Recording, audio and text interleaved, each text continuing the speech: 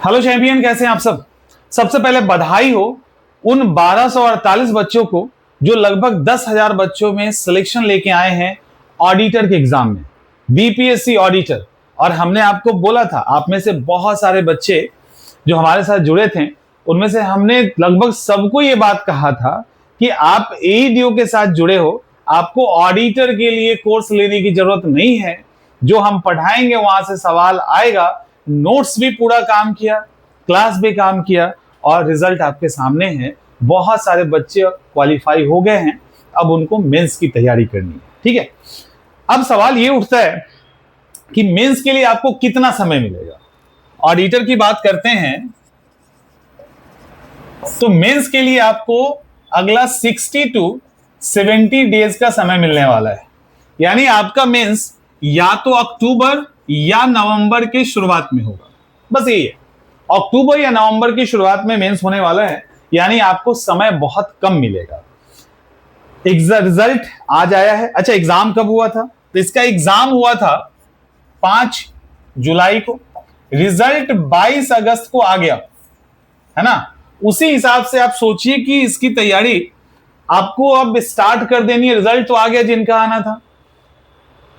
1-2 दिन भी मत लगाओ, तैयारी स्टार्ट करो, एकदम मत लगाओ और तैयारी आप शुरू कीजिए। क्योंकि अभी तैयारी नहीं करोगे ना, प्रीलिम्स की तैयारी कर रहे थे बहुत सारे बच्चे जो एईडीओ में लगे थे, उनका भी हो गया है। तो वैसी स्थिति में मेंस अगर सही तरीके से अभी नहीं किए तो एग्जाम पे तो खतरा है।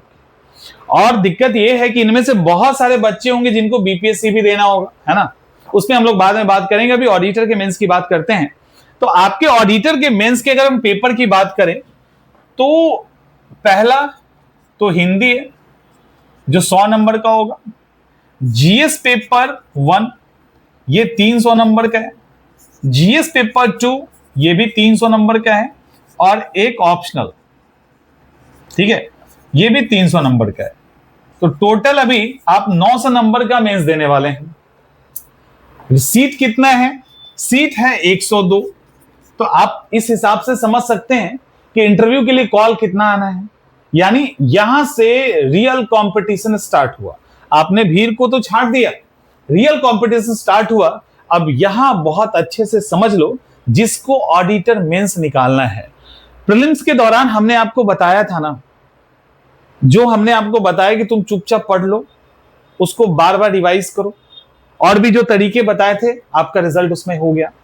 मेंस के अंदर भी आप अगर ये सोचेंगे कि इस 2 महीने में आप मेंस की ट्रेडिशनल तैयारी करके, ट्रेडिशनल तरीके से तैयारी करके इस एग्जाम को निकाल लोगे, ये संभव नहीं है।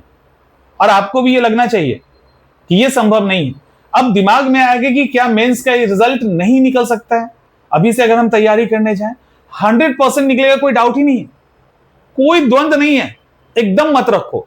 लेकिन तरीका बदलना होगा, तरीका यूनिक। वो ढाक का 3 पात करोगे ना अगर भीड़ में जाके, तो कुछ नहीं होना है, लास्ट में गड़बड़ हो जाएगा। हमें चलना है अपने अनुसार और सही स्ट्रैटेजी के अनुसार। तो यहां पे आपको ध्यान देना है कि आपका यहां पे 3 पेपर है। आप सोचिए, ये ऑप्शनल अपने आप में 6 महीने से साल भर का टाइम लेता है, ऑप्शनल पेपर। और आपको इसी बीच में ऑप्शनल को भी लिखना है और उसके बाद जीएस पेपर को भी लिखना है। इतना इजी है, इतना आसान नहीं। अब आपको हम कहते किताब पढ़ो, ये करो, वो करो, राइटिंग करो, फलाना ढिमाका, कितना करोगे और कहां तक करोगे?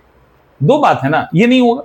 अब यहां पे क्या करना है आपको अपने टारगेट को सेट करना है और हाईली डिसिप्लिन होके आपको इस एग्जाम की तैयारी करनी है। अब देखिए, जीएस पेपर 1 और 2 की बात करें तो ये बीपीएससी का जो सिविल सर्विसेज का एग्जाम होता है मेंस का, उसके जैसा है। ऑप्शनल की बात करें तो ये अलग है, ये आपका सब्जेक्टिव होगा, ऑब्जेक्टिव नहीं जैसा पहले होता था। और इसका स्कोर जुड़ेगा, समझ में आ रहा है? इसका स्कोर जुड़ेगा। यहां पे बहुत बड़ा रोल प्ले करने वाला है। फिर से किसी भी आडंबर में मत फंसना। आडंबर में फंसोगे जाओगे, कोई उपाय नहीं है, कोई विकल्प नहीं है। तो उसमें आपको नहीं फंसना है। पीवाईक्यू पे आप काम करेंगे और इसके साथ साथ हम लोग क्लास लेके आ रहे हैं, कब से क्लास ला रहे हैं? 24 अगस्त से ही, क्योंकि आज रिजल्ट आ गया है, बच्चों का प्रेशर भी है और समय बिल्कुल ही नहीं है। इस क्लास में हम लोग आपका जो क्लास लेने जा रहे हैं, 2 सब्जेक्ट, सब्जेक्ट 1 एंड सब्जेक्ट 2, ये कंटिन्यू चलेगा, ठीक है। Plus answer writing session continue होगा, प्लस मेंटोरशिप। बिना इसके आप इस एग्जाम को नहीं निकाल सकते। आपको जितना पढ़ना है पढ़ लीजिए, आपको जितना आंसर राइटिंग करना है कर लीजिए। अगर अपनी कमी को दूर नहीं करोगे, जिसके लिए मेंटरिंग जरूरी है, आप इस एग्जाम को निकालना नेक्स्ट टू इम्पॉसिबल है अगले 60-70 दिनों में। लेकिन जब ये काम होगा तो ये एग्जाम निकलेगा। ऑप्शनल को लेकर भी हम लोग प्रोग्राम लाए हैं, लेकिन ऑप्शनल के लिए हमारे पास जो प्रोग्राम है वो सिर्फ इकोनॉमिक्स के लिए है। अभी इकोनॉमिक्स के लिए है, आगे देखते हैं तो और ऐड ऑन कर दिया जाएगा। अभी इकोनॉमिक्स हम करवाएंगे। यहां पे इकोनॉमिक्स के अंदर थोड़े अलग तरीके से हमें अप्रोच करना पड़ेगा। उस अप्रोच के साथ इकोनॉमिक्स ऑप्शनल को भी तैयार करेंगे डेली वाइज। डेली टारगेट होगा यहां पे। यहां पर भी क्लास होगा, पूरा नोट्स आपको अच्छे से मिलेगा और इसके साथ यहां पर भी आंसर राइटिंग का जो सिस्टम है वो हमारा कंटिन्यू रहेगा। इस तरीके से अब आंसर राइटिंग करना है, वो भी कितना करना है ये भी, क्योंकि कितना आंसर राइटिंग करोगे, समझ में आ रहा है। तो आंसर राइटिंग को भी हम सही तरीके से करवाएंगे ताकि वहां पे भी आपका टाइम बचे। यहां समय भी बचाना है, आपको तैयार भी करना है। तो क्लास का, आंसर राइटिंग का, पढ़ाई का कुछ ऐसा एक ऐसा कॉकटेल तैयार करना होगा जो पूरी तरह से आपके मेंस के पॉइंट ऑफ व्यू से फोकस्ड हो और आपको इस एग्जाम में निकालने में मददगार हो। क्योंकि 60, 70, 80 डेज के अंदर इस एग्जाम को निकालना विद ऑप्शनल पेपर, वो भी मैक्सिमम बच्चों के लिए अननोन है। और ग्रेजुएशन में आपने क्या पढ़ा ये बहुत मायने नहीं रखता, क्योंकि यहाँ के ग्रेजुएशन की पढ़ाई से सब वाकिफ हैं अच्छे से, है ना। तो इस जितना ग्रेजुएशन की पढ़ाई को हम लोग देख रहे हैं, अगर आपने बहुत अच्छा पढ़ा है तो वो तो सपोर्ट करेगा, लेकिन अगर एग्जाम क्वालिफाई करने के लिए 5 क्वेश्चन रटे हो ना, तो यहाँ पे भी रोने वाले हैं आप। अब हमें इस एग्जाम को निकालना है, बस इतना ही जानते हैं।